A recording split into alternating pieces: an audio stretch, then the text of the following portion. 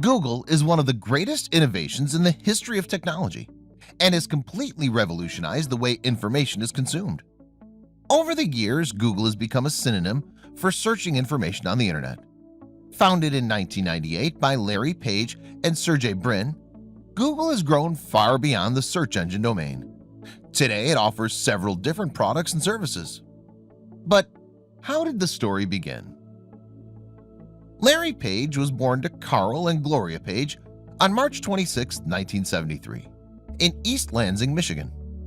Both the father and the mother had a great obsession with technology, which has been coded into Larry's DNA. Carl Page was a pioneer in computer science and artificial intelligence. Both him and Gloria taught computer science and programming at Michigan State University. Being a voracious reader during his youth, Page spent a lot of time reading science and technology books. This had a significant impact on his future life. At a very early age, he knew he wanted to run his own firm rather than spending his gifted life working for someone else. Following in his parents' footsteps, he got his Bachelor of Science degree in engineering from the University of Michigan in 1995. Soon after, he received his master's and PhD from Stanford University. It was at Stanford where Page met with his Google co-founder, Sergey Brin, for the first time. At the age of 22, a sudden idea left him sleepless. Knowing that sleep wasn't his friend that night, Larry decided to spend the night learning more about the different links present on the World Wide Web. That night, he wrote something that became the foundation for an algorithm. Although he had a fair bit of idea about it, he needed someone to take his idea to the next step. This is when Larry Page decided to introduce Sergey Brin into his blossoming project. Both of them felt intrigued by the idea of extracting meaning from the large amount of data accumulated on the internet. The algorithm which Page and Brin wrote was known as PageRank and would become the foundation to power their newest search engine known as BackRub.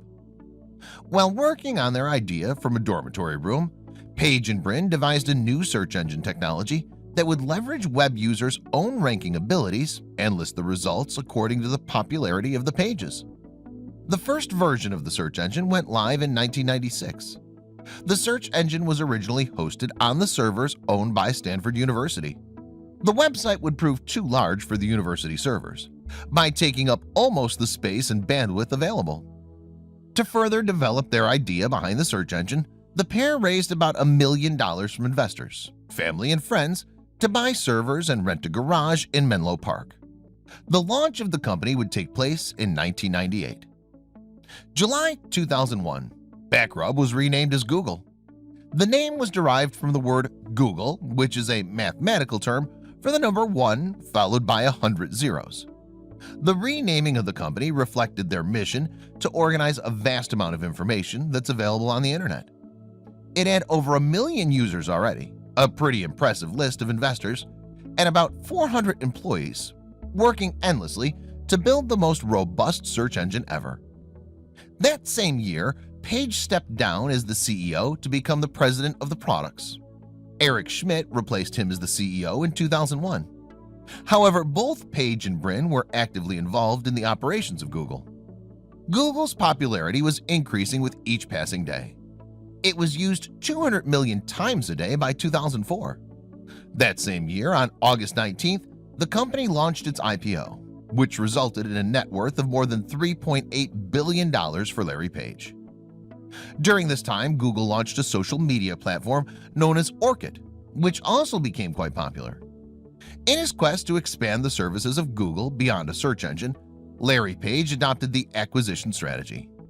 In 2005, Google bought Android for an estimated value of $50 million. Then, in 2006, Google bought YouTube, the most popular user-submitted streaming video service, for an all-stock deal of $1.65 billion. Over the years, Google acquired a number of different companies and released numerous products, such as Google Sites and Google Health.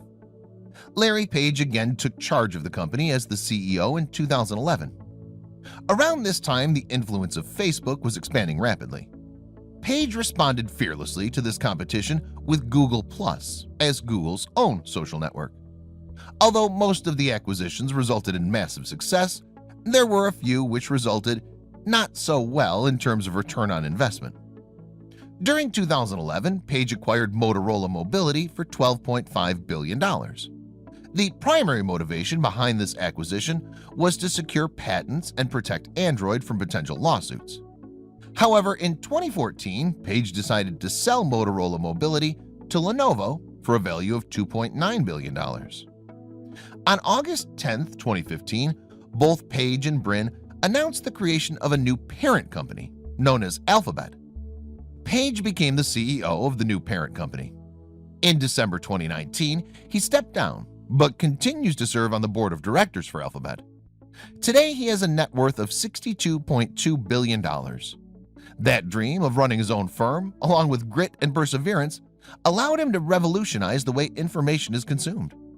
It was his brainchild, Google, which allowed the people to access information in the fastest way possible.